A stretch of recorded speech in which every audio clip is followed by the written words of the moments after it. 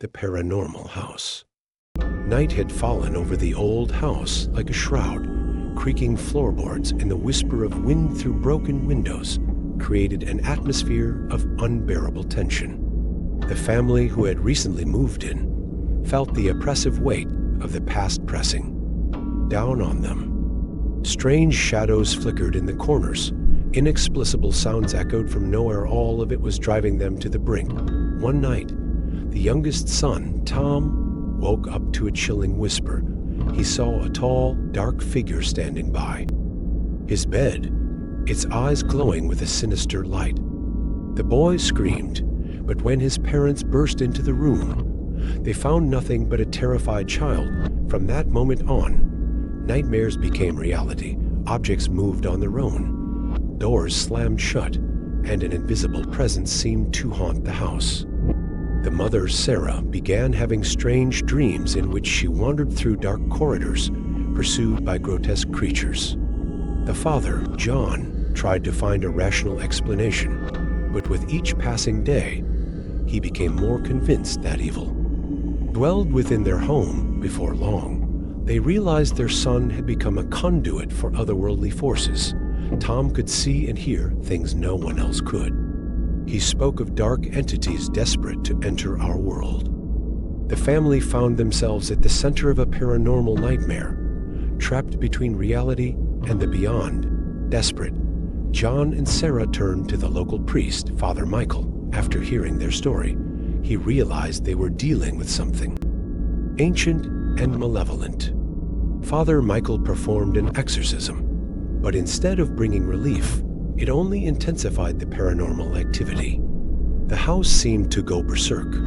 The walls shook, furniture flew through the air, and the voices grew louder and more vicious. Tom grew weaker by the day. The dark entities, using him as a portal, were growing stronger.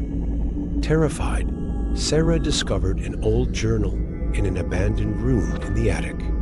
It told the story of a brutal murder that had taken place in the house many years ago. The soul of the murdered woman had never found peace and now craved revenge, realizing they were dealing with a vengeful spirit. John and Sarah decided to help her find peace. They performed a ritual. It was complex and demanded deep focus. John, with his knowledge of ancient languages and symbols, recited the incantations, while Sarah, guided by her intuition and sensitivity to energy, directed the process.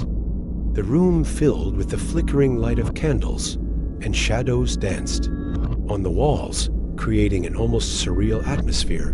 Gradually, a vision of the past began to appear before them. They saw a young woman, betrayed and murdered out of envy and greed. Her final moments were filled with fear and agony, and that pain had bound her to the living world, preventing her soul from finding rest. Sarah felt a wave of compassion and tried to reach out to the spirit, telling her that revenge would not bring peace.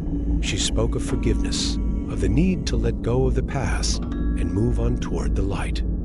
John, meanwhile, repeated words of power, meant to release the soul from its earthly ties. Last, a deep silence fell over the room. The woman's ghost began to fade, and with her departure, the heavy atmosphere of fear and hatred lifted.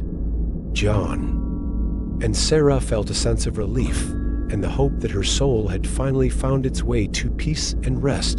From that moment on, John and Sarah became more attuned to the unexplainable. They realized the world they had known was only the tip of the iceberg beneath which ancient forces and unresolved tragedies lurked. They began studying occult sciences, trying to understand the nature of evil and how to fight it. Father Michael, shaken by what had happened, also reevaluated his views on faith. He realized that prayers and rituals were not always enough when confronting ancient evil rooted deep within the world.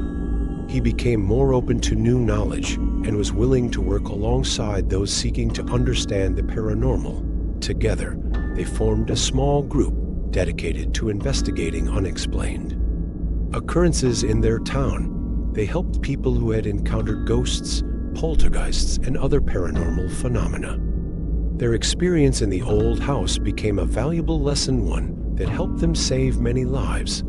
Though John and Sarah would never forget the horrors they had endured in that house, they didn't let fear paralyze them. Instead, they used their experience to fight the darkness and help others who had fallen under its power. They became protectors of those who couldn't defend themselves, and their story became a legend in their small town.